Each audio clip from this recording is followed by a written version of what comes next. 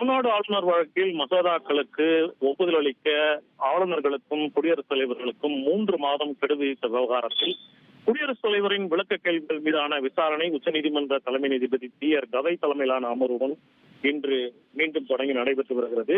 தமிழ்நாடு அரசின் சார்பில் மூத்த வழக்கறிஞர் அபிஷேக் சிங்வி இன்று வாதங்களை முன்வைத்து வருகிறார். மசோதாவுக்கு ஆளுநர் ஒப்புதல் அளிக்காமல் காலவரையின்றி நிறுத்தி வைப்பதால் காலாவதி ஆகக்கூடாது என்றும், மசோதாவுக்கு ஒப்புதல் அளிக்காமல் நிறுத்தி வைத்தாலும் சட்டமன்றத்துக்கு அனுப்பி வைப்பதும் ஒருங்கிணைந்த செயல்முறை என்றும், மறு நிறைவேற்றம் செய்து ஆளுநருக்கு அனுப்பி வைத்தல் அடுத்த கட்ட நடவடிக்கை என்றும் குறிப்பிட்ட மூத்த வழக்கறிஞர் அபிஷேக் மனு சிங்வி, மாறாக மசோதாவுக்கு ஒப்புதல் அளிக்காமல் நிறுத்தி வைத்து மசோதாக்கள் உயிரற்றதாக்கும் அதிகாரம் ஆளுநருக்கு இல்லை என்றும், மசோதாக்களை உயிரற்றதாக்கும் அதிகாரம் சட்டமன்றத்திற்கு மட்டுமே உள்ளது என்றும், இதுபோன்ற பல்வேறு உதாரணங்களை ஒரு மாநில சட்டப்பேரவை ஒரு மசோதா நிறைவேற்றி அது தேவையில்லாத பட்சத்தில் அதை உயிரற்றதாக்கும் அதிகாரம் சட்டமன்றத்திற்கு மட்டுமே உண்டு என்ற ஒரு ஆணித்தரமான வாதங்களை தமிழ்நாடு அரசின் சார்பில் மூத்த வழக்கறிஞர் அபிஷேக் சிங்வி முன்வைத்து வருகிறார்.